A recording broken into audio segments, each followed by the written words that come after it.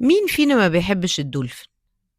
طب انتوا عارفين ان الدولفين عايش بين عالمين زي المراهق بالظبط.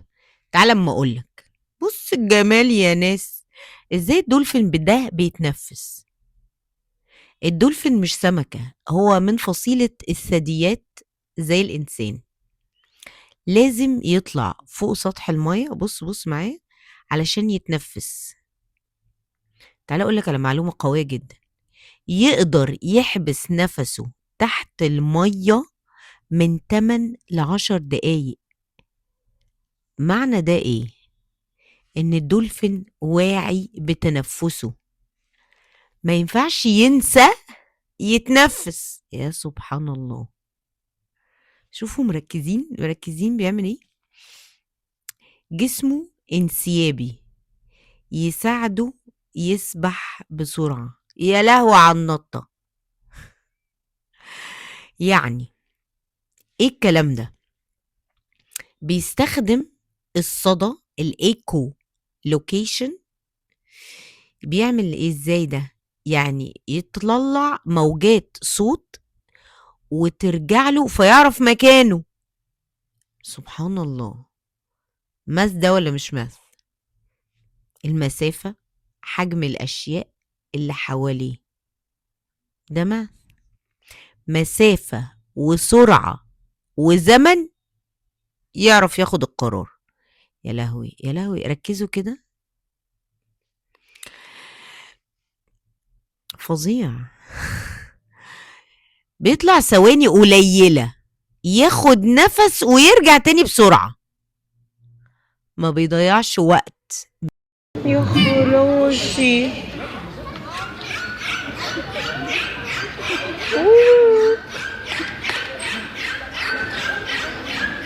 سقف عالي قوي. اللي بتميز الدولفين، يا خرابي، يا لهوي، سبحان الله. خطير يا جدعان، خطير. وبيلعب بالكورة، يعني أنا مش عارفة والله. الدولفين ده بيعمل إيه؟ بصوا بقى. مع الثلاثة في أحلى ميكس.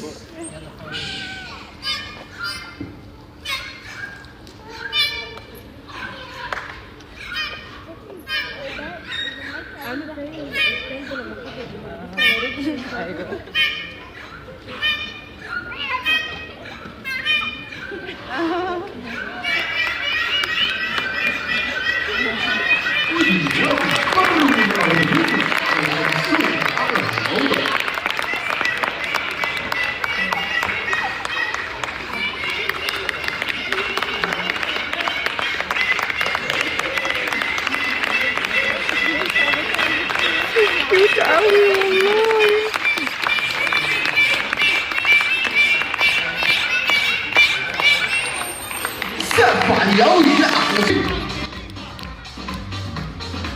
Dolphins and Dolphins! Where's the crazy spinning?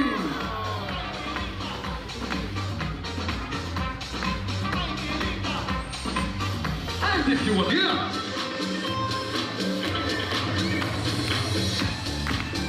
يلا مع الكوتشز السابع.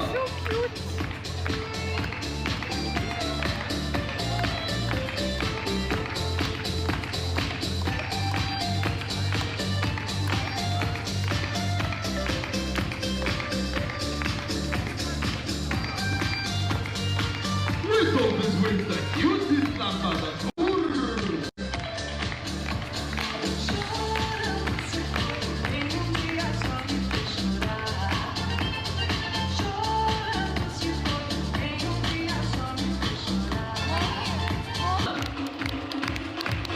Let's go with the disco dance. The stage is on fire. يلا one more time. Yes, الفرح نشوف.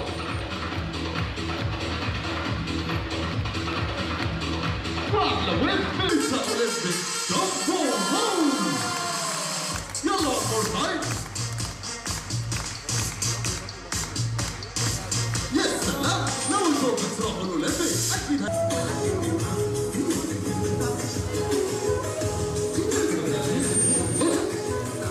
باللون الأخضر.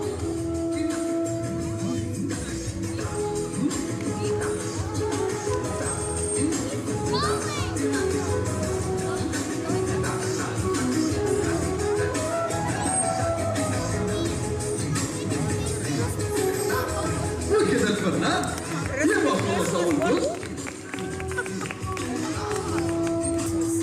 يا سبحان الله، توازن بين عالمين. طب تعالى اقول لك بقى ايه الميزه اللي بتميز الدولفين. يا خرابي، يا لهوي، سبحان الله، خطير يا جدعان، خطير. وبيلعب بالكوره، ويعني انا مش عارفه والله. الدولفين ده بيعمل ايه؟ بصوا بقى، اولا اللي بيتميز بيه الدولفين ذكاء عالي جدا، اجتماعي، شايفينه طبعا بيلعب وهو بيتعلم وبيساعد غيره، عنده ذاكرة قوية، بيفهم الإشارات والتدريب. سبحان الله. والأهم من كل ده بيتعلم باللعب مش بالخوف. طب ايه علاقة الدولفين ده بالماس؟ طبعا انتوا عارفين قد ايه انا بحب الماس. الدولفين يا جماعة بيحسب المسافات والسرعة والوقت. ليه؟ علشان يوصل ويلعب ويصطاد ويحمي نفسه. متخيلين؟ الماس مش ارقام على الورق، ولا الماس حاجة وحشة. طيب تعالوا اقول لكم على حاجة تانية. طب ايه علاقة الدولفين بقى بحياة التين ايجرز، المراهقين؟ المراهق زي الدولفين ده بالظبط يا جماعة، عايش بين عالمين، طفل وكبير. يا لهوي على الجمال. محتاج يفهم نفسه، يتنفس، يجرب، يغلط، ويتشجع. والتشجيع بيخليه يبدع، ما بيتعلمش من الخوف ولا الضغط.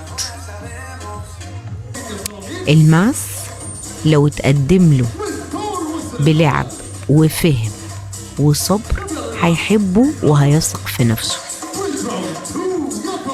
الدولفين نجح مش علشان هو أذكى كائن، لا، لكن علشان هو فاهم نفسه، عارف امتى يطلع وامتى ينزل، وازاي يلعب ويتعلم.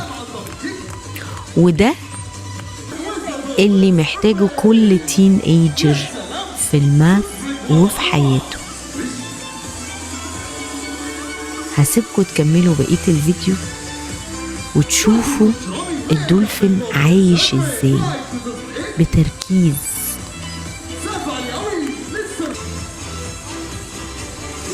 خطير يا جماعة، قاعد بيلعب. وشوفوا ازاي المدرب بتاعه بيتعامل معاه. والدولفين تحس ان هو طاير من الفرحة، وبيرقص وبيغني، وتسمعوا صوته يعني بجد، وبينط. كل ده وهو بيتعلم وبيحب المدرب بتاعه. خطير، حياة الدولفين خطيرة يا جماعة. واستنوني مع فيديو تاني، وهسيبكم تتابعوا الفيديو.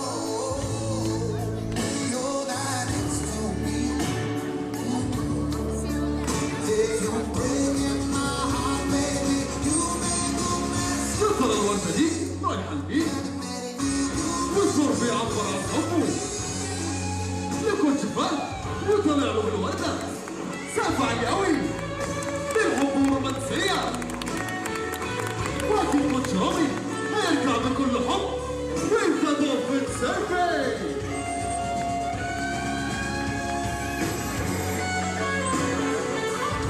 يلا نسمع سقف عالي قوي للرومانسية المنسية.